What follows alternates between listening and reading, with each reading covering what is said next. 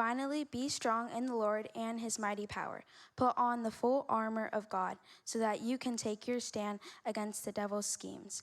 For our struggle is not against the flesh and blood, but against the rulers, against the authorities, against the powers of this dark world, and against the spiritual forces of evil in the heavenly realms. Therefore, put on full armor of God, so that when the day of evil comes, you may be able to stand your ground. And after you have done everything to stand, stand firm. Then, with the belt of truth buckled around your waist, with the breastplate of righteousness in place, and with your feet fitted with the readiness that comes from the gospel of peace. In addition to all this, take up the shield of faith, with which you can extinguish all the flaming arrows of the evil one. Take the helmet of salvation and the sword of Spirit, which is the word of God, and pray in the Spirit on all occasions with all kinds of prayers and requests. Thank you. You can leave it there. I got it. Thank you very much. Thank you so much, Savannah. Thanks for reading our scripture today. We've been in this series called Fit Check. And it really is all coming out of this Ephesians 6 passage that Savannah just did a great job reading from. And it's really a gift to get to be here today. My name is Justin, if we haven't met before. I get to come down here every once in a while. I've been around over the past year or so. I've been on staff at Gateway twice, a couple years back, and then was away for a little while, now back. Most I hang up at North Campus, but it was a gift to get to be down here whenever I get to. And Eric, your campus pastor, reached out to me and said, hey, I'm going to be going to this high school reunion. He begged me not to tell you what year reunion it was. But he said, I'm going to be doing this. We can watch online, but would love to have you down here. So I was like, yeah, man, I'd be glad to do that. And just so you know, Eric and I go way back. So for those of you who've been around for a little while, you may remember we used to do this like Super Bowl of preaching thing. Eric and I once teamed up together and won the whole thing. I think that we have a picture up there. Yes, he loves sharing that picture because he's holding the trophy. He loves remembering that we won that. So it's a gift, though, to get to be here hanging out with you directly. A lot of times I'm more at the Gateway North campus, but I think of you all and pray for you all the time. And this is a great way for us to be united together because we're all, at all of our campuses, walking through this Fit Check series. And, Fit Check is kind of like the new modern way of kind of like, hey, are you fully equipped? You ready before you walk out the door? And the scriptures actually offer you an equipment list. And that's what Savannah just read a minute ago. The Apostle Paul was writing a letter a long time ago, and he used a picture that was really clear to a lot of the people that he was writing to, his contemporaries, because Roman soldiers were everywhere. So when you walk through the armor that the soldiers were wearing, it was just like, yeah, we all know that. We've seen it a million different times. Some people have seen it more than they want to see it. And so he kind of walks through, hey, you know what? There are things that God has given to equip you with, some spiritual realities that you need to be making sure that you've got fitted up, you're equipped and really walking around in. And he uses a lot of these different, as a kind of an analogy of picking up. So we've been walking through each like kind of element of this armor of God. And today we're going to hone in on the shield of faith and the helmet of salvation. Again, neither one of those pieces of equipment are something we use a whole lot. So let's just take a minute to talk about what that is, because you may not have the right picture of shield, for example, in your mind. The shield is not like this little round shield. The Roman soldier's shield was a pretty substantial piece of equipment. It was 4 feet tall, 2.5 feet wide. You may have seen some of these old movies like Gladiator or something. They all run out together and they would like kind of smack their shield down and they could hunker totally behind it.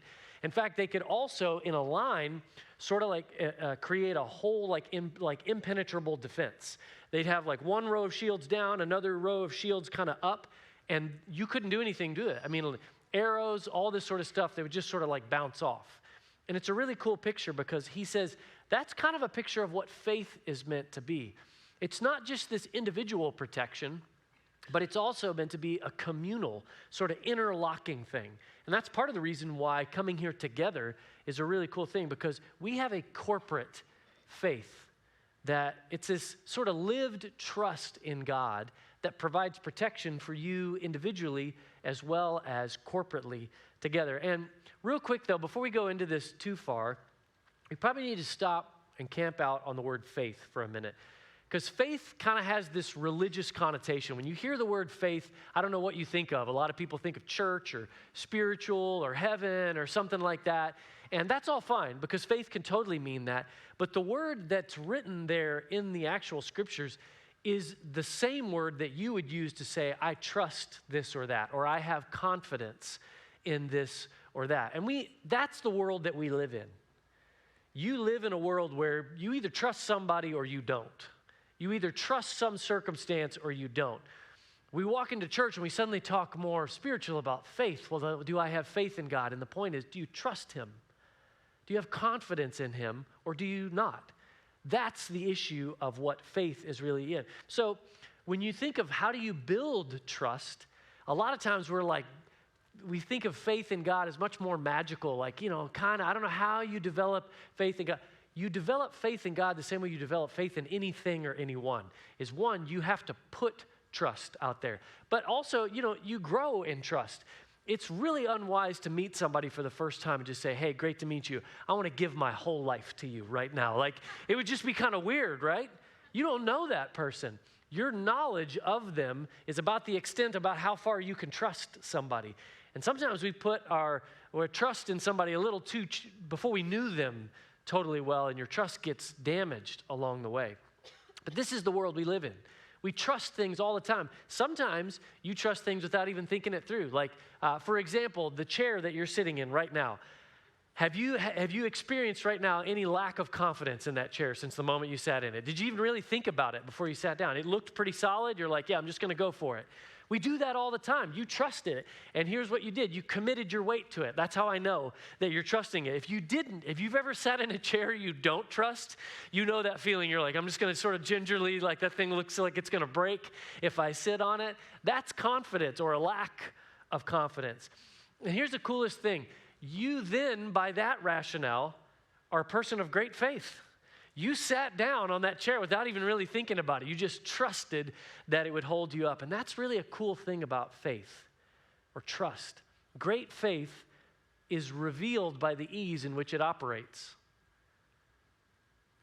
Sometimes we think faith is this big, strenuous. No. Faith is most revealed by the fact that I didn't have to think about it. I trusted it. So faith is leaning your whole weight on God as revealed in Jesus. The same way you put your whole body weight down, God invites you to put your whole life's weight on who he is through what you see in Jesus. You can give me everything. You can give me who you are, your hopes, your dreams. You can give me your future and eternity. You can give all of it. I'll hold you up. And that's a process that we come to, but it's a really essential piece of the equipment. You can't do it without. You can't live life without it because faith is a defense in this invisible battle. So Paul writes a little earlier, our enemy is not flesh and blood. There are dark forces at work in our world. There is evil and it's there at work. And faith is something you're going to need. You're going to need to trust and have a deep-rooted confidence, a growing confidence in God to shield you because there's a lot coming from that side of things. And faith doesn't shut your eyes to reality. I think I've met people that feel like faith is a cop-out. They feel like it's for weak people, like you're just sort of shutting your eyes and saying it's all going to be okay. No, that's not what faith does at all. Faith is a really clear-eyed look at the world that says, you know what, it's dark. Maybe it's darker than you think it is, and it can be really brutal at times. But faith chooses to look beyond that reality to a greater reality of an incredibly competent and good God who is worth me putting my weight on, even when there's a lot around me that would say, is he really there? Is he really in the middle of this? We put our weight on the goodness and the power of God. But the enemy, these dark forces, this evil at work, that he is attacking people all the time. And some people don't know it. Some people just walk around thinking this is life, but they're actually taking shots all the time. But he calls to us as people who are trying to trust Jesus, you're going to need this shield because there are flaming arrows. Again, that's another good Roman soldier picture. Flaming arrows, that was an attack. The arrow in and of itself is, it can pierce. can kill and wound. A flaming arrow doesn't just pierce you, it sets you on fire at the same time. These are really dangerous things. It doesn't just wound, it destroys. He says that's a really good picture because the enemy of your soul doesn't just want to wound you, he wants to incinerate your life. He wants to raze it to the ground. So what are you looking for? If that's the flaming arrow, I mean, you don't physically see arrows flying around. What are we talking about? And again, this is where it's a great physical picture of a spiritual reality. Because most often, the flaming arrow in practice, it comes in the form of an idea. That may not sound super spiritual to you, but that's actually where the battles are most often fought. It's an idea. If you go back to the very beginning of the scriptural record in Genesis chapter 3, you'll see that this dark power corrupted the original human beings, not with a full-on attack or onslaught. It was a suggestion.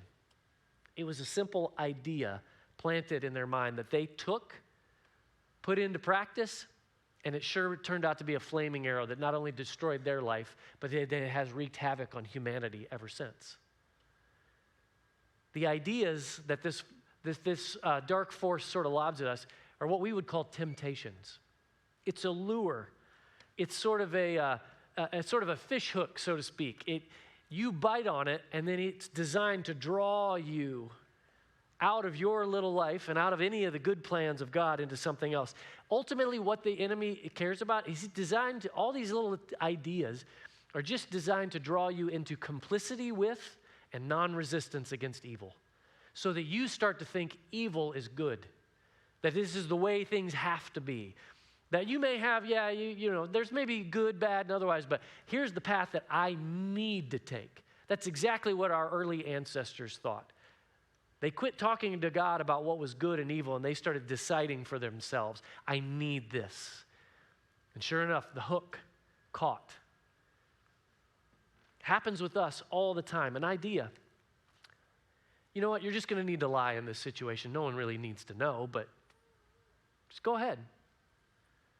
Maybe it's this sexual fantasy that's sort of hidden in private. No one needs to see all this, but you have needs, you have desires, they're not being fulfilled. Come on. This dehumanizing tendency that we have with people across the line or across the aisle from us, there's the whisper that's trying to get you to see them as an opponent instead of a person. Because you can treat them as less than human if they're just an opponent. That is complicity with the force and the agenda of evil. People, in moments where you're called you hear gossip about somebody, and it just seems so right. It seems so good to know, to be in the know on somebody else. You don't fact check that at all. It's just now in your mind. Or when we feed anxiety and worry, again, life is hard. But there's an insidious little whisper trying to go like, you're going to have to look out for yourself. What if? What if this? What if that? Well, what if this? Always there, just like a flaming arrow, just trying to find its mark, set something on fire. When we let something, especially one of those ideas, those temptations, those lures, when something overpowers our clear-eyed trust in God and leads us to the conclusion that we have to do this, or we need this, or it must happen this way, even though we know it's clearly wrong, we are now being co-opted by evil, no matter how innocuous it seems. And we are now part of this much darker work that's happening. That's how it happens. That's how he sets things on fire in our world. Now, those are the most common forms. That's what most of us get taken out by, are the whispers. Now, there's more than just whispers, though, because if you just let the whispers, if you work against the whispers long enough, they'll quit trying to entice you, and they'll start turning into headwinds in your life, and they will start trying to resist you. You will be pushing against a greater system and force than you realize, than you thought was ever there. A flaming arrow in that case often comes in the forms of difficulty, resistance, pressure, social pressure, to conform, to be silent. Sometimes it can be absolute attack. And here's the thing. It is just It's when you're not going to cooperate, now it will turn against you and it will just try to break you down so you quit. That's what evil will do. If you're not going to go with me, then I will work against you until you tap out and submit. And it comes in a lot of different ways. Sometimes I've watched, maybe you've experienced this, like, hey, I'm going to really try to follow Jesus, and then suddenly these people around me, family, friends, people who care about you, suddenly become this, like, their voice becomes a voice of difficulty and resistance. They're challenging you and attacking your choice to follow Jesus. Are you kidding me? You're a Christian now? I mean, like, stuff like that, it's a flaming arrow. Again, flesh and blood is not the enemy, but they are being used by the enemy to launch arrows into your life. I've watched people who are going to make a full about face, and I'm going to follow God now, and then suddenly financial misfortune comes their way.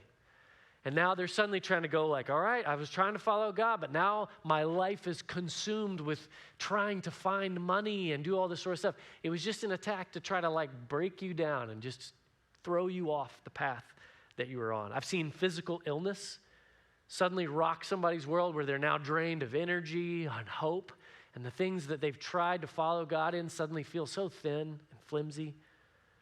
Sometimes you'll have to endure unjust slander, an accusation of your character, which is no surprise. Jesus himself called the enemy, the evil one, the father of lies. Satan actually can be a kind of a form of slanderer, an accuser. Sometimes you're doing the right thing, but man, the rap you have now earned with some of the people around you is they're just trashing your name for no particular reason. This is evil turned against you, flaming arrows headed your way. You resist long enough, and in some places of our world, it will lead you to physical attack, torture, even death. That happens right now on our planet as some people try to follow Christ. And these arrows hit home. Like I said, they don't just wound you. They set things on fire. They destroy. Destruction races through your life. You let one of those things hit you hard enough, it will incinerate faith that you do have, hope that you once had, some of the relationships in your life. It will leave you a burnt out shell of a person. Mission accomplished by the work of evil in our life. So what stops that? And how is faith any help? If that's the sort of stuff that we're doing, what stops this corrupting or wounding influence of evil? Our world would tell you, you get shot at, you fire back, right? Like that's the answer. Like, come on, start attacking back. And to be honest, you're ill-equipped. Whatever firepower you think you have against forces like that, it's not going to be enough. So the apostle says, you don't need more firepower, you need faith.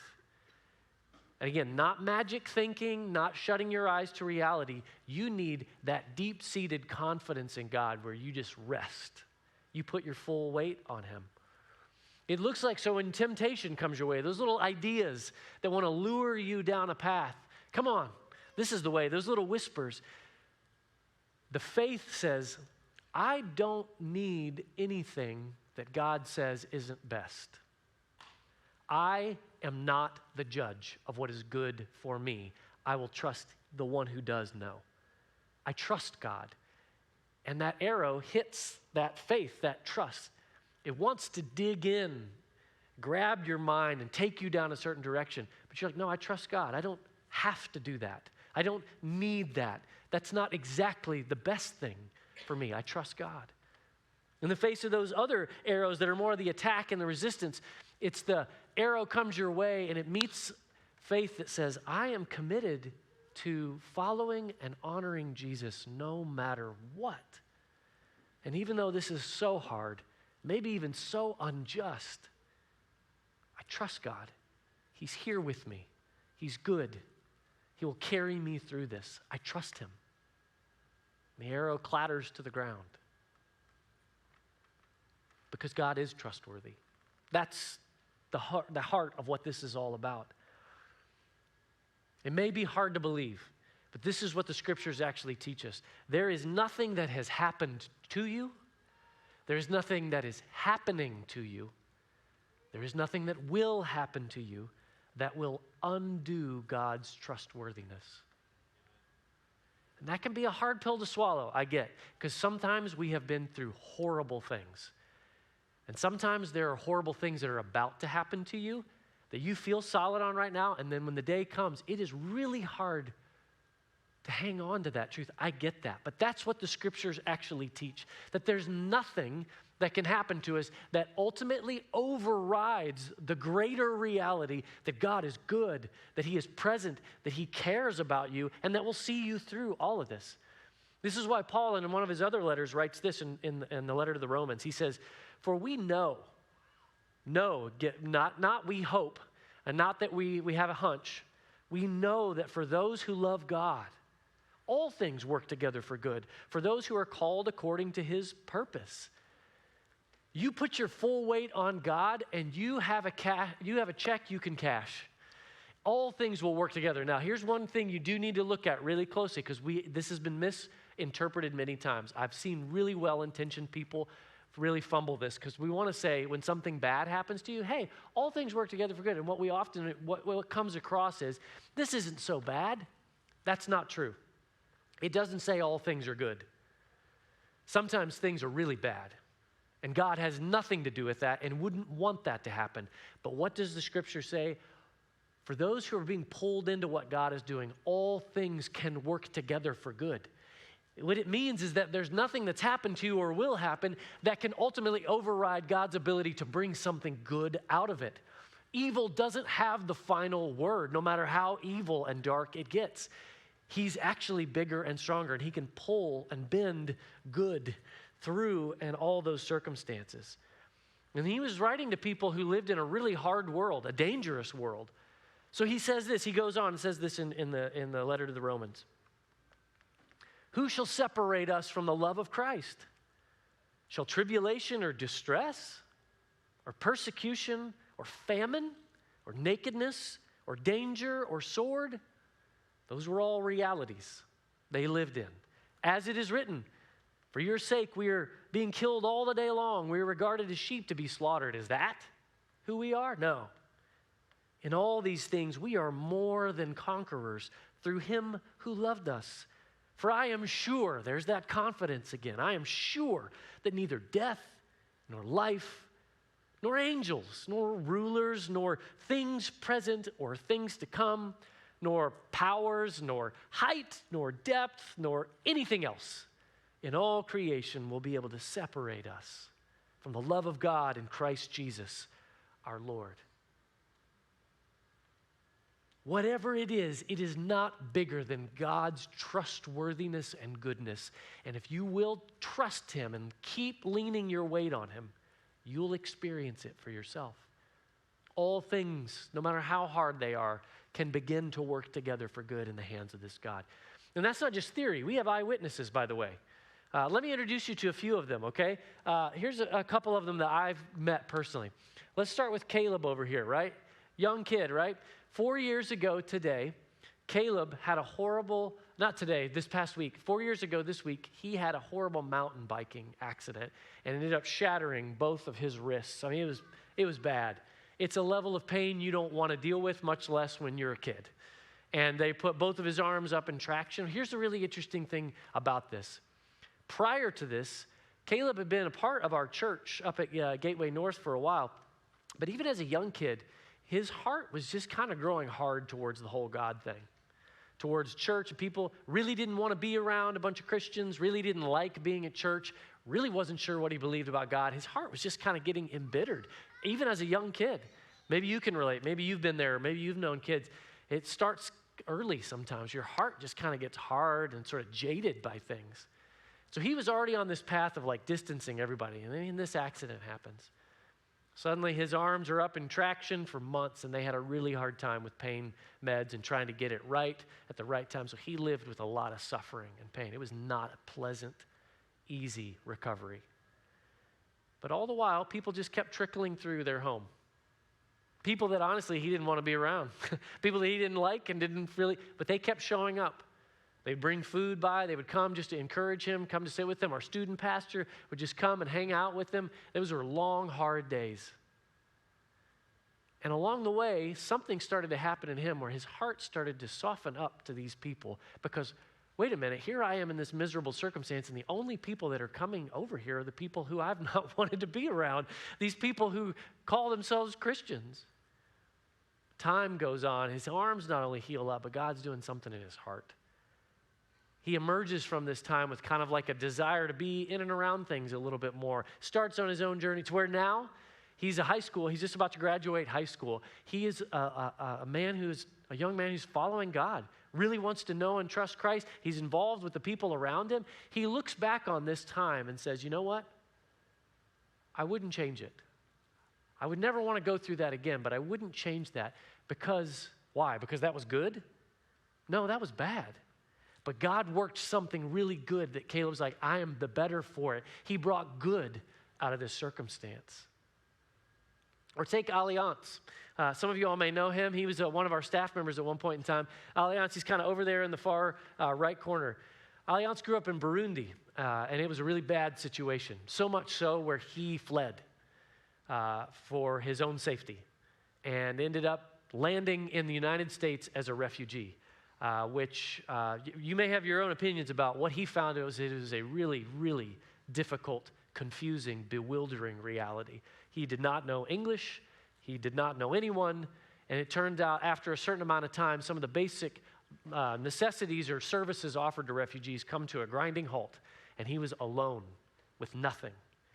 And finding his way through, learning to trust God with different things. He found his way down here eventually to Austin, and he started attending our Gateway church here and just started to get to know people. Again, God providing sometimes miraculously for him, people coming alongside him, getting to know him. At some point, he ends up coming on staff as he's kind of been around here for several years, and he was serving, actively building into refugee families because he's been there. He's known that. So much so that just in the last couple of years, he launched out and started his own nonprofit called More Than Welcome, where they're serving hundreds and hundreds of refugee families right here in this area because he's walking with them to go like, I know what it's like when you run out of everything and when you know no one. And I want you to know that in God's eyes, you are more than welcome in this place. So it's like you look back at Alliance's life, and especially if you could tell you the details, there were some really not good things that happened to him. But God somehow has worked good in and through all these circumstances to where now hundreds and hundreds of other people are experiencing life and goodness, a sense of care and love because somebody else trusted God through all that. Now, those things happened to people. Caleb didn't look for that mountain biking accident, and it wasn't Alliance's fault that some of these things happened to him. What about when it is? Let me tell you about my friend John and his wife, Leslie. I knew John at the University of Kentucky. We were students there together. I first met him as a worship leader. He played guitar in our band, and I played along with him. And then life sort of happens. You graduate from college, and I sort of lost touch with him. But I found out he was a pastor several hours away and doing ministry, which was really cool, until it all wasn't. Turns out John had some shadows in his own heart and life. And he became exactly one of those people that you may have really clear opinions about that you see in the paper. A pastor who has done what? Who has betrayed who? Torpedoed his marriage, denigrated his character, threw his integrity under the bus, and destroyed it in church in the process. It was a pretty broken moment, all done by his own choice and his own sin. I don't know if you've ever been in a place where you have just sort of like detonated your own life and you just want to hide. You just want to run away forever. You just want to never run into anybody that you ever knew before. So they made their way to the city where we were. And I remember the day that he and his wife walked in the door, just, boatloads of shame, not wanting to look anybody in the eye. One of the things that John did have going for him, and he didn't have a lot at that point in time because he had to put himself on a registry. He did spend some time in jail and all that sort of stuff. But one of the things he did have was some humility to know that there was nobody else to blame. He owned it. And that little shred of humility gave him a new start. It didn't undo what he did in the past. He and his wife Leslie had to do a lot of work, but they did. They started attending kind of a recovery group that was at our church. Very similar to, by the way, the Restore group that meets here on Monday nights. They started to kind of dig into that space. It was just a place where they could heal, and they did, one step at a time. John had to do a lot of internal character work, a a lot of reclamation of integrity slowly. They started to work on their marriage, and things actually became not only manageable, but things started to move together. They had kids in the middle of all this. Long story short, I will never forget the day that they stood on a stage similar to this one and shared their story in a lot of its gory detail with our church as a picture of redemption, of we thought it was over and God somehow met us in this. I remember them walking and talking with people afterwards, so many people just finding hope in their story of like, if God can do that for you, what can he do for me? It was a great picture of going, did what John did was good? No, it was reprehensible. It was illegal. It was criminal. But yet, in the hands of a good God, with enough humility, God had started to bring good out of all that. He brought redemption and healing, hope and change into the middle of that. This is not just theory. These are eyewitnesses to the power of our God to bring good, even out of the darkest of things.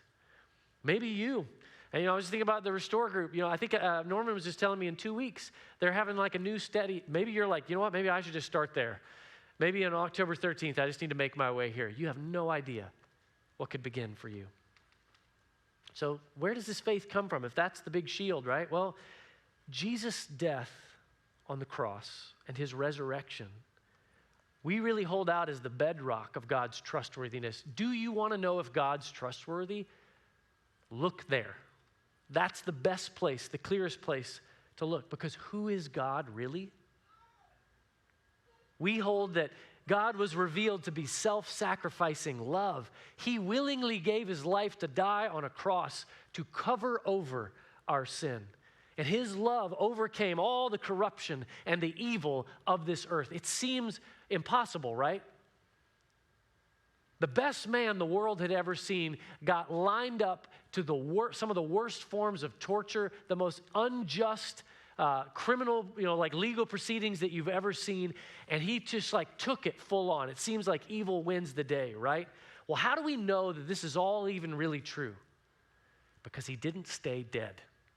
He didn't stay dead. Death is the inevitable consequence of evil, and Jesus' encounter with death destroyed it. It couldn't hold him. Yeah. It is worth applauding because you're like, who else do you know that did that?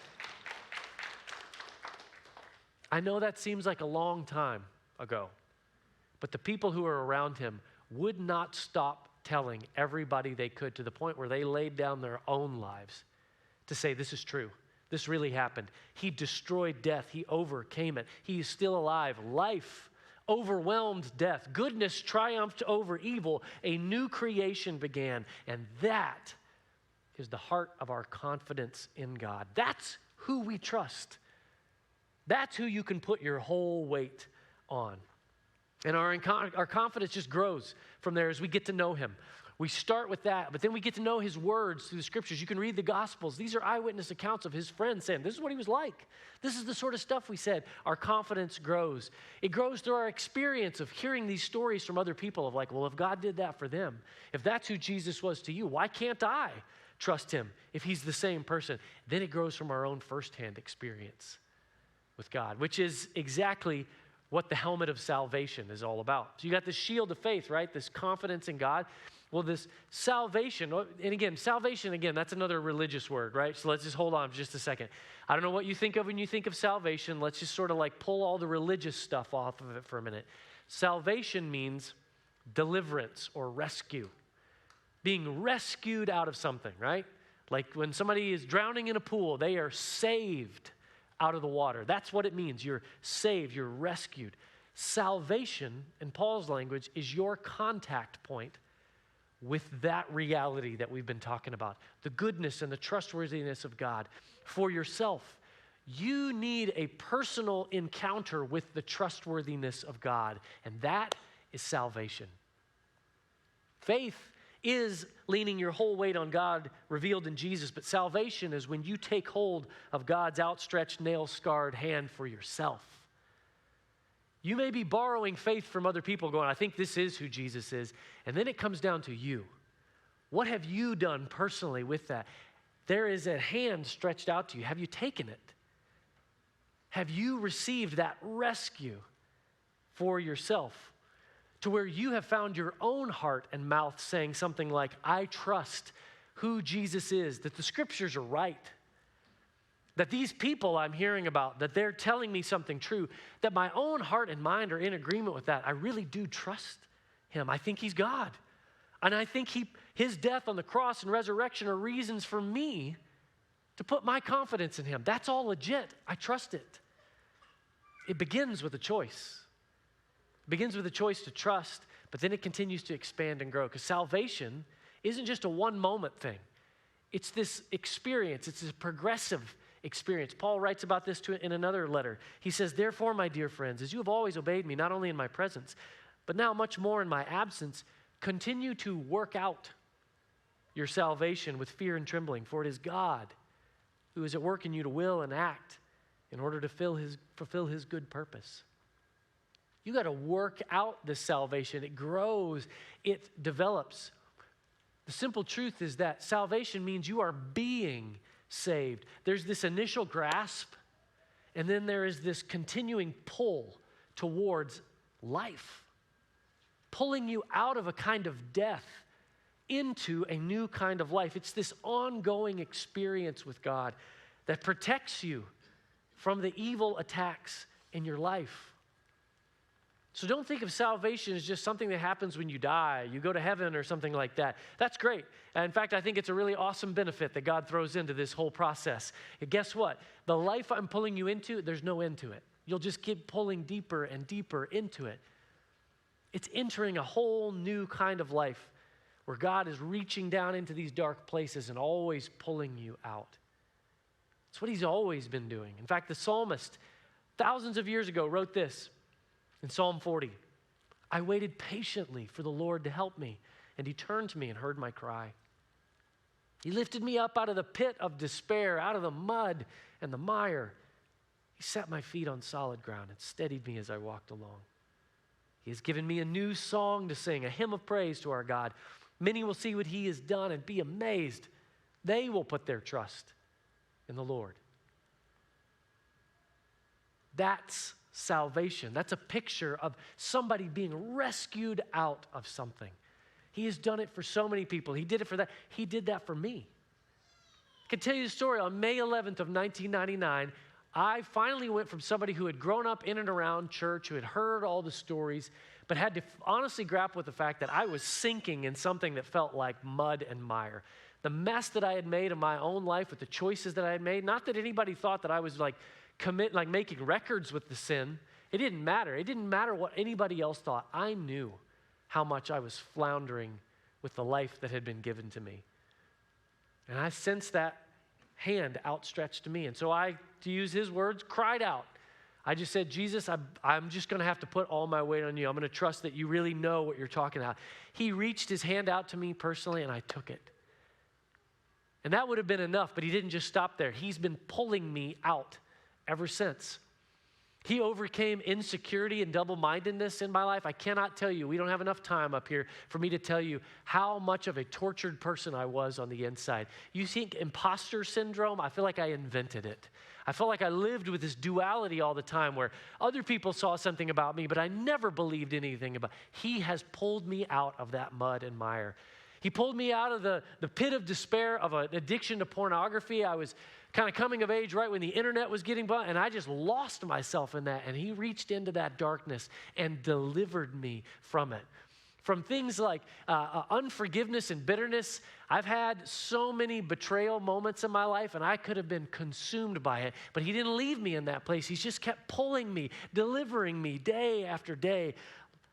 So what's he rescued you from? That's my question to you. If that's what he's rescued me from, what has he rescued you from? Paul says, rehearse it, know it, own it. It is a helmet on your head. It's protecting you. You need to be in that. Stay close to it. Here's a challenge I have for you, though. If something doesn't come to mind quickly and clearly when you're like, what has God rescued me from? If nothing really jumps to your mind, hey, no shame, okay? No shame, because that may be the gift of clarity to you. You may go, oh, I don't have a helmet. I'm running around in a battle just taking shots all the time, and I don't have a helmet. Maybe I've looked to other people and kind of been close enough to kind of feel like we're all sort of armored up, right? But when it comes to my own experience with God, his personal trustworthiness to me, I don't know. I don't really have like a real answer. I just kind of hope that it's there. There's really great news if that's you, because you can. That it's not like special equipment that only certain people are allowed. Anybody can have it. The scriptures say you can reach out from your heart. It's got to be from your core. But you reach out from your heart through your mouth. All you have to do is ask, because he's promised. The offer on record is the hand is already outstretched. You don't have to gamble on that one. He promises he will be there. He is trustworthy and true. It says if anyone cries out, he'll hear them. And that's exactly what the psalmist says. He says, he inclined to me. He listened to me. He heard my cry. So cry out. Like you really can. Cry out. He will hear you. He will catch you. You don't have to walk around just getting besieged by all these flaming arrows that you see destroying the lives of other people. You can have that helmet, that personal trustworthiness with God that you walk with. In fact, I just wanted to kind of create a little bit of space here as we wrap up, just to let you listen, because I don't know what is going on in your heart and mind as you're hearing all these things, but there's equipment that's available to you. Maybe you just need to grab it. Maybe you've had it before, and you realize I've got the shield down by my side, and I don't even know where that helmet is. I haven't looked for it in so long. Or maybe you're like, you know what, it would be nice if I had those things, but I don't know. I don't know if I've ever really had it. But if you're sensing God at work here, you could step into it. In fact, you heard baptism earlier. Maybe that's an action point that you can look towards. November 9th, we're going to be baptizing people here. If you've never been baptized, but you know I've got all that stuff, then go for it. It's a way of publicly announcing it and saying, like, this has happened, and it's legit. It's a way of rehearsing it. It's a way of kind of like wrapping it and like kind of hitting the shield and be like, it's here. I've got it. It's all here. Not look at me, but look at God. And for you, if you're sitting here going like, I don't know that I've had any of that, then maybe baptism is something that you can kind of go, what would it take for me to be ready? Am I really ready to cry out and ask for God to do that in my life? I'd love to let's just take a moment just to pray. Maybe there's something that God just wants to say to you. So if you could just, wherever you are, if you want to bow your head, keep your eyes open, whatever it is, but let's just talk to God for a minute. Maybe just create some space to listen.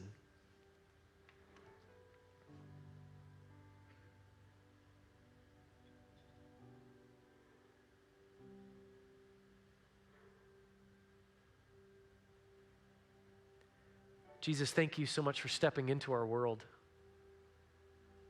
Thank you so much for the outstretched hand that we can be assured is still good because you're alive. We're not putting our hand in necessarily into a dead man's hand. This is a person who is living forever. God, I don't know where people are right now. If there's people here who are like, you know what, I have been taking so many shots and it's just unnecessary. I've got this shield. I know God and I've got this salvation. Lord, would you please help them grab hold of it again? The wounds that they're taking break your heart and you're just like, I've given you everything that you need. Come on. Get in the game. Raise it up. Would you help them to know that you're for them and that even despite the things they've experienced, you will work good if they will lean in. And Lord, I'm just aware of there's people here that may know a lot. Maybe they were like me. I knew a lot of the right words. I just had never really personally encountered you. And if that's what they need right now, and if that's you, you can do exactly what the scriptures said from your heart through your mouth. You can just call out, and maybe you just need to respond. You can borrow these words if you want to, and you can just tell God, Jesus, I want to put my trust in you. I'm tired of trusting myself and taking these shots. I am crying out to you because I need your help. And I'm going to put my weight on the fact that your death covers over my sin. And I'm going to lean on the fact that you were raised to life so that I could live a new life.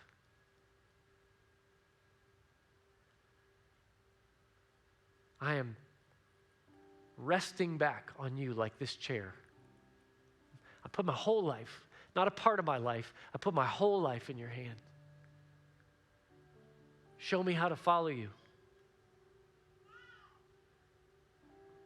Jesus, thank you so much for what you're doing in people's hearts and lives. I pray that you continue to grow us in this confidence so that we could say with Paul, like, no matter what, angels or demons or the things that have happened or the things to come, powers, no matter what it is, there is nothing that's going to get between me and the love of God that's revealed in Jesus.